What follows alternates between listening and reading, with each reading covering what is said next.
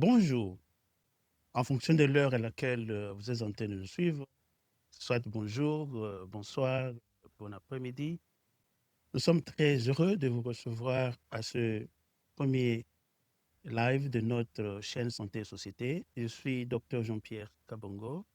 C'est moi qui vais vous animer aujourd'hui et vous parler, comme prévu, du syndrome métabolique.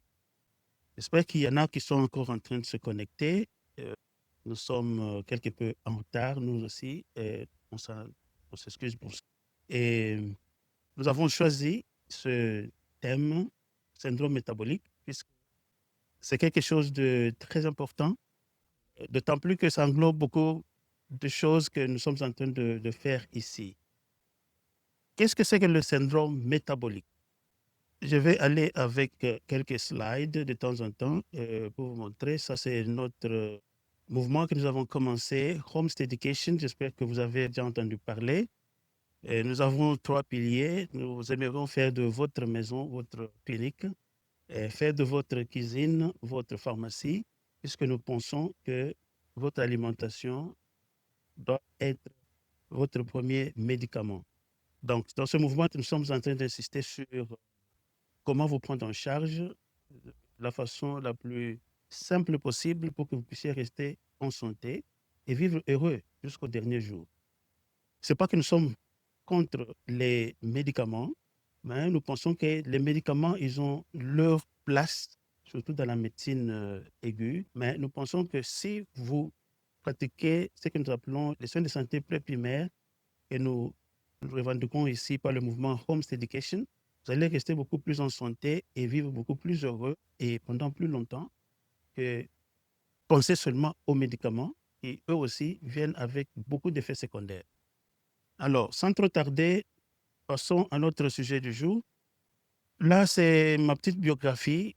Comme je vous ai dit, je suis médecin de famille. J'ai été formé, au fait, en Afrique du Sud. C'est là que j'ai fait ma médecine de famille.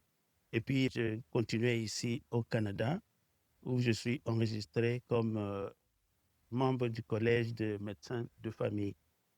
On va passer aux choses beaucoup plus importantes. Alors, qu'est-ce que c'est que le syndrome néphrométabolique? Au fait, appelé aussi syndrome X, donc si dans certaines littératures, si vous parcourez la littérature, on vous parlera de syndrome X, c'est toujours la même chose.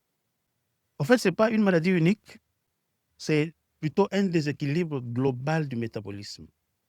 Et ce métabolisme est centré essentiellement sur les sucres, les graisses et l'énergie. Et puis, ça influence aussi la tension artérielle. Donc, vous comprendrez que c'est une constellation de problèmes du point de vue de poids, problème de sucre, problème d'hypertension et problème de cholestérol. Donc, généralement, c'est le corps qui est en surcharge. Donc, si on comprend très bien, c'est généralement quand on consomme beaucoup plus que le corps n'a besoin. Et le corps va stocker l'excès quelque part. Et c'est cet excès qui nous pose des problèmes. Alors, du point de vue épidémiologie, la fréquence de cette maladie est très élevée, hein, au fait. Dans certains pays, on parle du quart de la population. Donc, imaginez-vous le quart, donc 25% d'une population. Des fois même, ça va jusqu'au tiers. Et ce qui est inquiétant, c'est que de temps en temps, on voit cela chez les jeunes. Avant, c'était un problème de gens âgés, mais on le voit maintenant même chez les adolescents. Les ados souffrent de ce problème puisqu'ils commencent la malbouffe beaucoup plus tôt. Et dans les causes, nous avons généralement le mode de vie moderne que nous avons. Hein, pour faire 100 mètres, on appelle Uber. On ne marche plus, on ne prépare plus à la maison. C'est généralement ce mode dit de vie dit moderne qui nous pose beaucoup de problèmes. Alors, il y a des facteurs de risque. Généralement, c'est l'alimentation, donc la qualité des aliments, généralement ultra transformés, qui nous donne l'excès de sucre que nous déplorons. Et c'est cet excès de sucre qui est la cause des problèmes. Il y a aussi le problème de quantité de la portion que l'on sert. Et à côté de cela, il y a aussi les grignotages, la fréquence de manger. On nous a assez longtemps dit qu'il fallait 3 repas par jour. Et des fois, ce n'est pas vrai. Et il y en a qui vont jusqu'à 5, 6. On mange le matin, on mange à midi, et il y a le snack entre les deux. Et puis après, il y a le dessert. Et puis à 15 heures, il y a le goûter, et le souper. Avant d'aller au lit, on mange encore. Donc, il n'y a pas de repos, pas du tout. Alors, à la fin, on a emmagasiné tellement de calories que ça commence à nous poser des problèmes. Et le corps ne sait pas où poser ses calories. C'est ainsi qu'il va les emmagasiner sous la peau. Il y a aussi un problème de sédentarité, on en a parlé. Les gens ne bougent plus. Il y a aussi le stress. Le stress de la vie courante, on n'est pas content au boulot, il y a des problèmes à la maison. Le stress produit des problèmes d'hormones, de stress, qui nous fait gagner du poids. Aussi, le manque de sommeil. Alors, comment on arrive à avoir ce problème? Le mécanisme d'apparition. Alors, comme je vous ai dit, c'est essentiellement le sucre. On mange beaucoup et il y a trop de sucre. Le corps ne sait qu'en faire, il va emmagasiner cela. Alors, quand on mange, il y a un organe qu'on appelle le pancréas. C'est le pancréas qui nous produit l'insuline, qui est l'hormone qui va baisser le taux de sucre dans le sang. Alors, comme on mange à tout moment, le pancréas continue à produire aussi de l'insuline. À un moment, on arrive à un état qu'on appelle l'état de hyperinsulinémie, c'est-à-dire qu'il y a trop d'insuline dans le sang. Et le corps ne répond plus, puisque le rôle de l'insuline, c'est comme la clé qui ouvre l'entrée de glucose, de sucre, dans les muscles, dans les organes, au cerveau, là où on en a besoin. Alors, comme on mange à tout moment, le pancréas produit continuellement de l'insuline. On atteint un état qu'on appelle l'état de hyperinsulinémie, qui devient persistant. Alors, quand cela devient persistant, le pancréas continue à produire toujours. On atteint l'état qu'on appelle la résistance à l'insuline. Et ça, c'est l'étape numéro 1 pour progresser vers le diabète. Donc, quand on a atteint la résistance à l'insuline qu'on a ne nous aide plus. Le corps travaille encore davantage pour produire plus. Alors, nous avons une surproduction compensatrice d'insuline. Alors, c'est cela qui va, une fois de plus, puisque c'est comme je vous ai dit, l'insuline aide à amener le sucre là où il doit être utilisé. Alors, c'est ainsi que l'insuline va pousser le sucre partout où il peut, sous la peau, et généralement au niveau de la graisse viscérale. Et c'est pourquoi on voit le ventre commence à prendre de l'embonpoint. Et cette graisse qui s'accumule au niveau des viscères, elle est dangereuse. Donc, quelqu'un qui a par exemple un embonpoint qui concerne les autres parties du corps, c'est encore mieux. Mais quand c'est au niveau des viscères, c'est un grand problème, puisque la graisse qui est au niveau des viscères produit aussi beaucoup d'hormones. Nous étions au mécanisme en fait, d'apparition, comment cette maladie apparaît au niveau de l'organisme. Tout part, comme je disais, de l'excès de ce que l'on mange. Il y a trop de sucre. Et trop de sucre entre dans le sang. Le pancréas arrive à produire de l'insuline. Et c'est cette insuline qui nous pose des problèmes. À quoi sert l'insuline? L'insuline sert à prendre le glucose et le mettre dans les cellules, dans nos muscles, et là où on peut être utilisé. Alors, comme il y a beaucoup d'insuline qui arrive, puisqu'on continue à manger régulièrement, chaque fois que l'on mange, vous faites travailler votre pancréas sans repos. Alors, le pancréas arrive à produire trop d'insuline et le corps arrive dans un état qu'on appelle l'état de résistance à l'insuline. On devient insensible. Donc, c'est un état qu'on appelle la résistance à l'insuline. Et comme l'insuline, le corps donc ne répond plus, le pancréas se dit, je dois encore produire davantage. En produisant davantage, donc c'est une surproduction compensatrice de l'insuline. Et cette insuline, en grande quantité, va maintenant faire qu'il enlève le sucre que l'on mange constamment, il va le stocker quelque part. Et généralement, il commence au niveau de l'abdomen. C'est ainsi qu'on voit le tour de l'abdomen commence à augmenter de volume et on verra dans les critères, on tient compte de cela. Et figurez-vous, cette graisse au niveau de l'abdomen n'est pas une graisse simple. C'est une graisse qui est active. Elle s'accumule là-bas, elle commence à produire aussi, elle aussi, des hormones. Et c'est là que le problème commence encore. Donc, alors, le stockage au niveau de l'abdomen produit des substances qui augmentent l'inflammation. Voilà, on est parti du sucre qui produit la graisse. La graisse maintenant commence à produire des substances qui produisent l'inflammation. Et c'est cette inflammation qui sera généralisée. Elle est un peu à bas niveau, mais elle est généralisée dans tout le corps.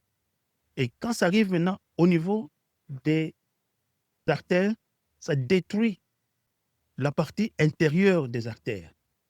Et donc, quand cette partie interne des artères est détruite, c'est là encore un autre problème qui commence.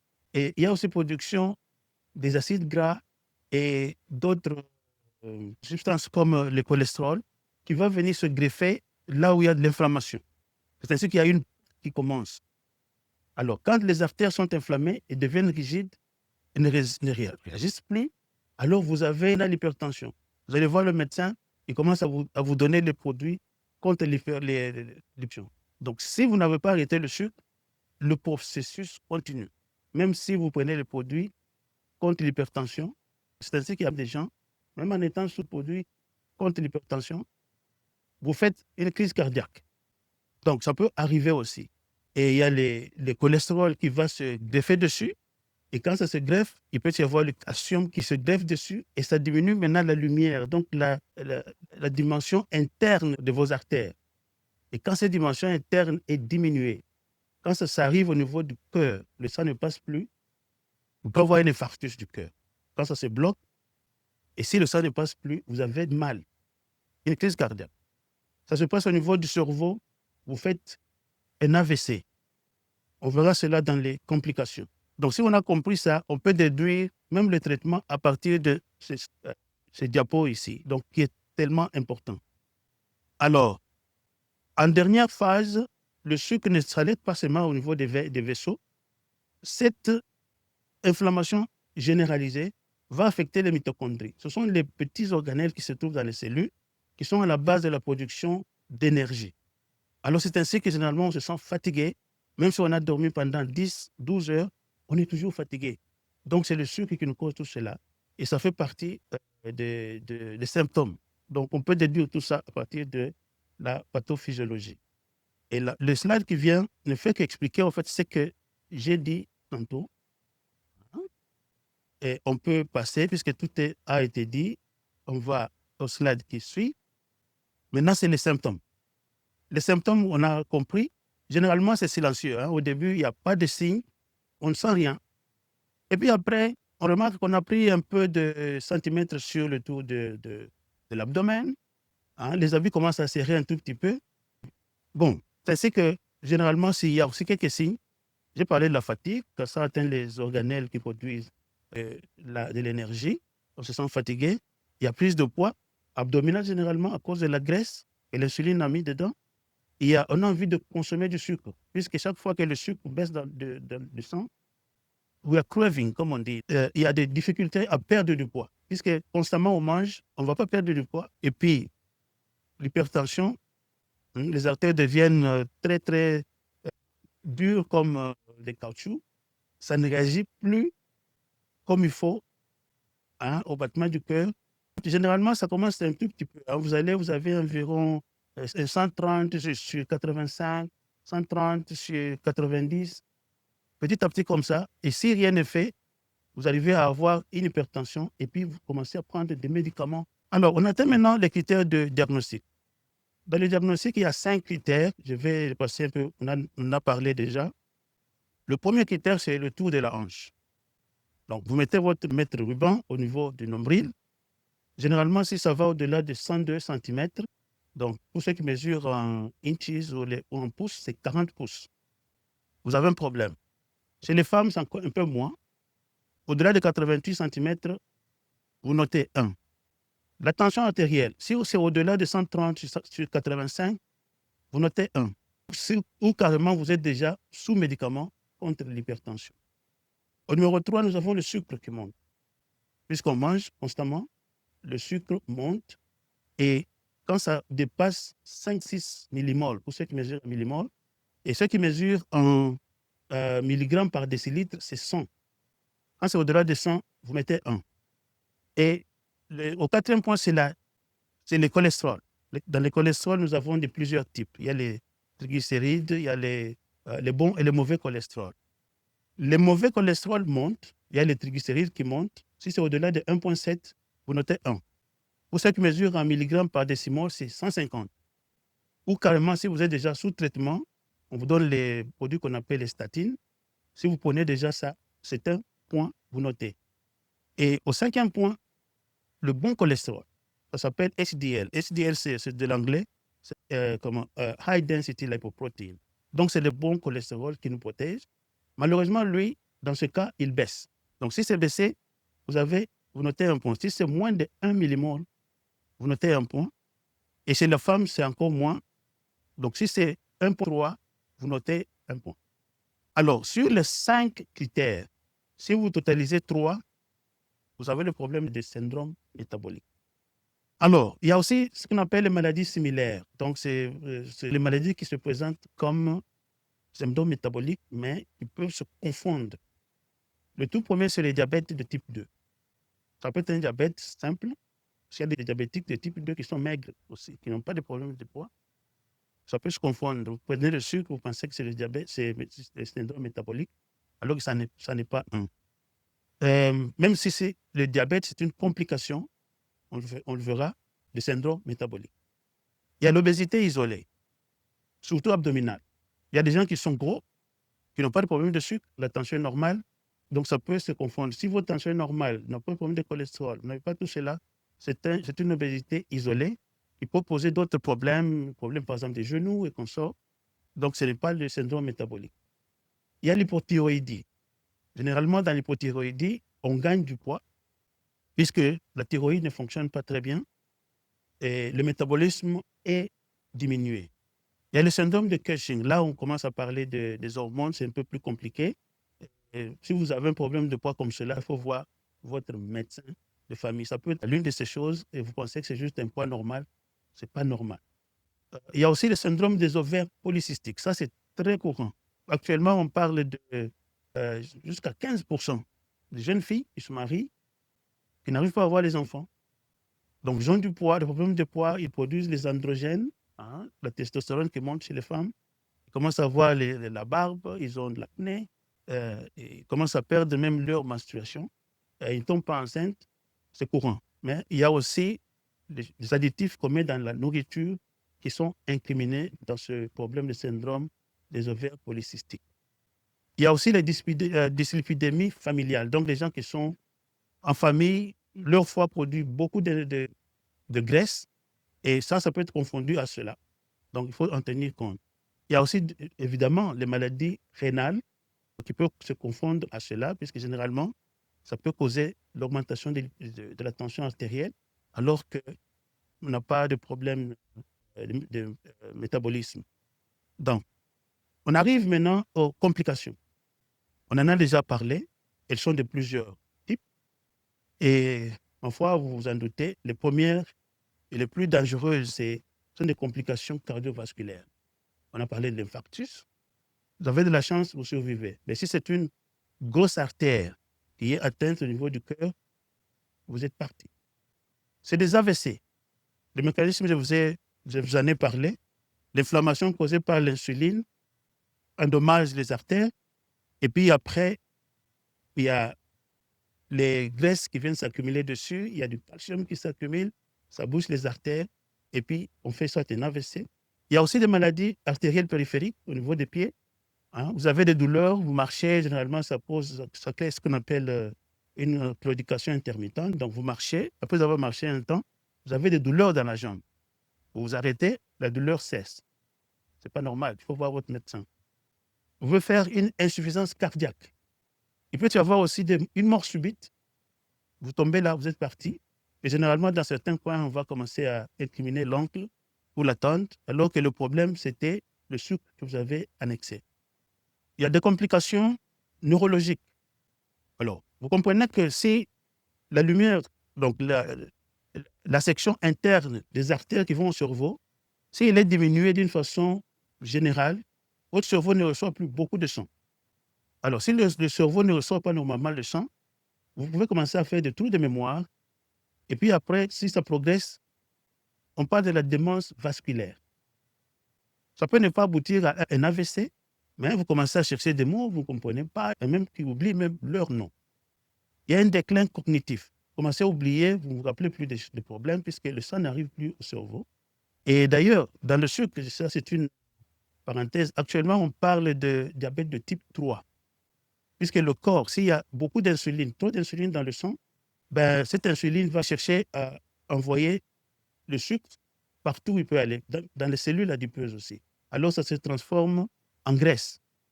Et cette graisse, le corps va la mettre n'importe où. S'il n'y a plus d'espace dans le ventre, il peut commencer à l'envoyer dans le cerveau. Et le cerveau, il n'y a pas d'espace pour mettre la graisse. Si la graisse qui est inerte, qui ne fait rien, va là-bas, c'est l'un des mécanismes que l'on trouve dans la démence. C'est pourquoi actuellement, il y a des chercheurs qui disent que la démence, c'est le diabète de type 3. Si vous vous rappelez, on a le type 1, c'est là où il n'y a pas d'insuline. Type 2, c'est celui dont on parle. On mange trop, il y a trop d'insuline. Et puis type 3, c'est quand vous avez un surpoids et il y a des cellules graisseuses au niveau du cerveau. Vous commencez à chercher les mots, vous n'en trouvez pas. Il y a d'autres complications rénales qui peuvent causer une maladie rénale chronique. Vos reins ne filtrent plus comme il faut. Le même principe, puisqu'il n'y a pas beaucoup de sang qui y va. Vous voyez la microalbuminurie. Vous faites les examens d'urine, on trouve qu'il y a des protéines dedans. Donc, c'est vos reins qui continuent à aller. Tout ça causé par le sucre. Ça peut accélérer l'insuffisance rénale, qui est juste la phase finale des problèmes de protéinurie qu'on avait. Il y a aussi des complications inflammatoires. Comme je vous ai dit, le sucre cause de l'inflammation en général, partout, et ça peut déséquilibrer les hormones. Et généralement, le ventre, quand on a de la graisse au niveau du ventre, cette graisse n'est pas anodine. Elle produit aussi des hormones.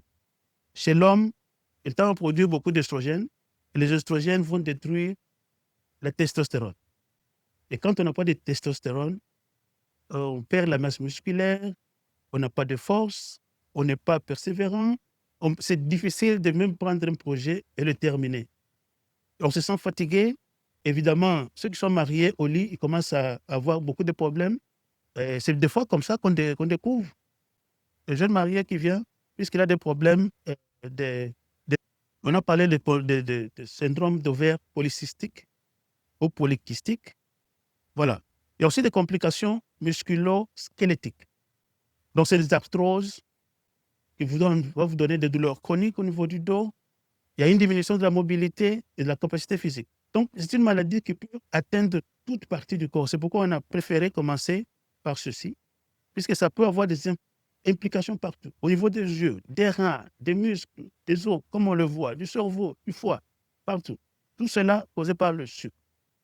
Alors, c'est ainsi qu'en prise en charge, le temps est en train de filer et là, on va survoler, laisser quelques temps pour avoir quelques questions. La prise en charge, on peut déduire. C'est question d'aller juste dans le sens opposé de ce qu'on a fait, chercher à diminuer le sucre. Alors, dans le mouvement Home Education, nous avons un framework. Donc, c'est comme un modèle que nous suivons, que je vais vous conseiller aussi que vous puissiez suivre, qui est simple, que vous pouvez pratiquer à la maison. Il y a 5 étapes. La première, c'est la nutrition. Comme je vous ai dit, la nourriture, prenez ça comme votre premier médicament. Il y a les mouvements. Le sommeil et le stress, ça diminue les hormones de stress qui, elles aussi, nous font gagner du poids. Alors, si on ne dort pas bien, par exemple, quelqu'un qui ronfle, si vous ronflez, essayez de voir votre médecin qui vous fasse un examen pour dépister. Probablement, c'est un problème d'apnée de sommeil qui peuvent déranger votre sucre. Et puis, à la fin, nous avons l'environnement. Prenez un peu de soleil, surtout nous qui sommes au nord ici. Ça fait du bien. On conseille 10 à 20 minutes. Vous avez aussi de la vitamine D qui vous aide. Et puis, évitez la pollution en général, puisque la pollution va encore détériorer l'inflammation. Par exemple, les gens qui fument, ou si vous habitez à côté d'un point où il y a pas, l'air n'est pas pur, ça va empirer l'inflammation qui cause des problèmes au niveau des vaisseaux et consorts. Alors, pour dire un petit mot sur la nutrition, Et c'est la base, au fait, du traitement. Des fois, on peut prescrire des médicaments, comme la metformine, si le sucre monte trop. Mais généralement, la base de traitement, c'est la diète. Vous allez en mouvement rétrograde. Si vous prenez trop de sucre, essayez de limiter la consommation de sucre. On aimerait agir au niveau de la qualité des aliments.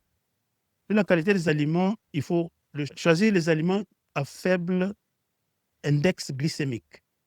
L'index glycémique, c'est une notion qui a été découverte, c'était un Canadien d'ailleurs, professeur David, qui continue à enseigner d'ailleurs, il travaille encore à l'Université de Toronto. Et ça a révolutionné la façon dont nous prenons en charge cette pathologie et même le diabète de type 2. Donc, un principe très important en une ligne, c'est que les aliments ne font pas monter le taux de sucre de la même façon. C'était une très grande découverte vers les années 80 et c'est ce que nous suivons maintenant. On conseille aux gens de manger des aliments qui font monter le sucre légèrement.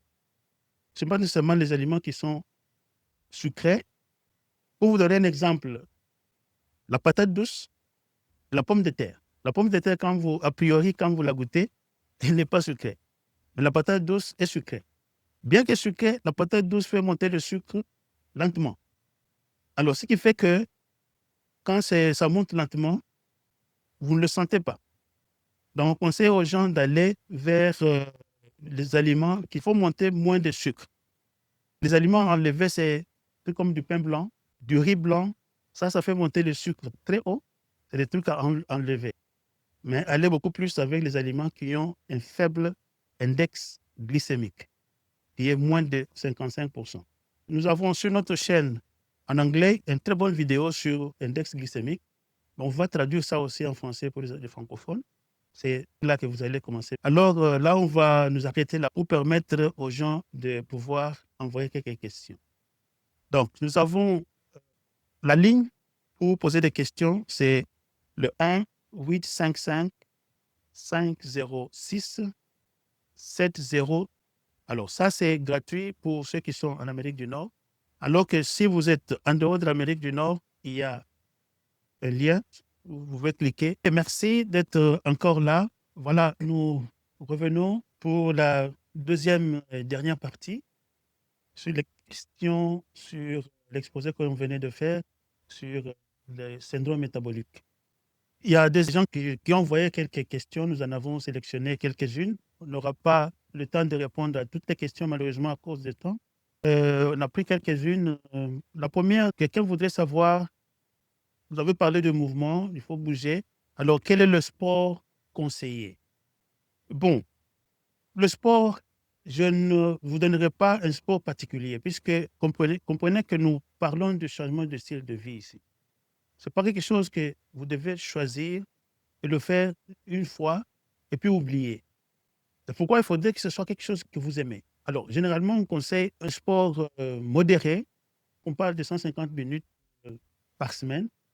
Par exemple, chaque 2 jours, un sport modéré que vous aimez. Ça peut être courir, ça peut être marcher, mais d'une façon plus vite.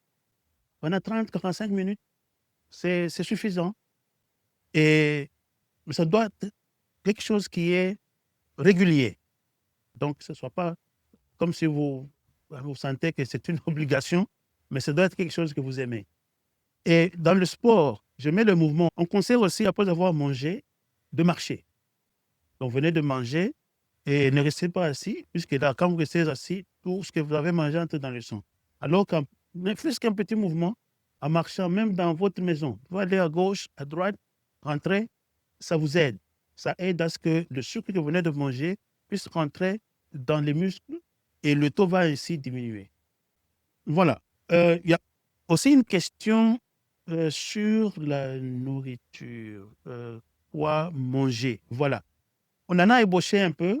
Malheureusement, on n'a pas eu le temps de tout mettre, de tout parcourir. On va mettre ça sur notre site. Il y a des aliments à enlever. Au numéro 1, ce sont les aliments qui font monter le taux de sucre très vite. On a parlé de l'index glycémique, qui est juste la vitesse à laquelle un aliment que vous venez de consommer maintenant vous fait monter le sucre. Un exemple, vous prenez le coca maintenant, Au bout de quelques temps, si on mesure le sucre, il est allé très loin. Il y a un aliment que j'aime bien, c'est une réal, le teff. Ceux qui vivent en Afrique de l'Est, ils savent, c'est surtout les Éthiopiens, ils cultivent beaucoup de teff. Très bon. Il a un index glycémique très bas. Vous prenez ça, vous restez longtemps. Vous vous sentez très bien. Alors, là où il faut prendre, c'est les aliments qui ne font pas monter le taux de sucre très vite. Donc, c'est les végétaux, les légumineuses, le haricot, par exemple. C'est bon. Il faut éliminer les aliments très modifiés.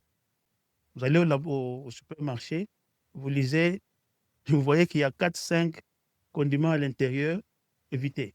Restez avec les aliments entiers qui ressemblent aux aliments. C'est ce que l'on conseille. Et dans les aliments entiers, généralement, ils ont un index glycémique bas, mais il faut éviter les trucs comme du pain blanc, par exemple. La baguette française, ça vous fait monter beaucoup de sucre. Ouais. Le riz blanc fait monter beaucoup de sucre. Et il y a aussi des astuces, voilà, pour diminuer l'index glycémique d'un aliment. Prenez un aliment comme le taro. Le taro, il a un index glycémique moyen. Ou même le riz. Le riz blanc, il a un index glycémique très élevé. Ce n'est pas conseillé. Mais si vous préparez ce riz, vous le laissez se refroidir pendant un temps. On parle de 12 heures.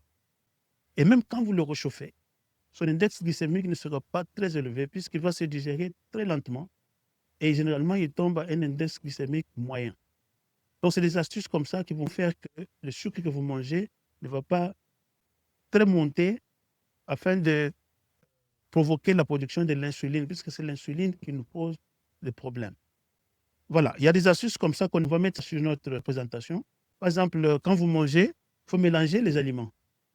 On conseille de commencer par les fibres, comme la salade, surtout quand vous avez mis un peu d'huile, de la bonne qualité d'huile, l'huile d'olive, l'huile d'avocat, c'est bien. Et puis après, vous prenez les protéines. Et enfin, les sucres. Alors que si vous commencez par les sucres, comme du riz, ça va monter trop vite le taux. Alors que si vous commencez par la salade, et puis après les protéines, et enfin les sucres, généralement ce sucre-là va monter très, très lentement. Combinaison, c'est aussi une façon de faire des choses.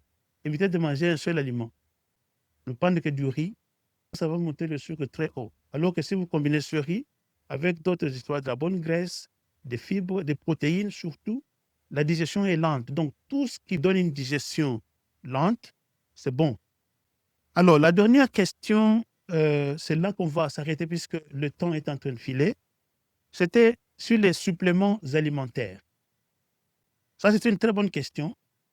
Les suppléments alimentaires, ils aident.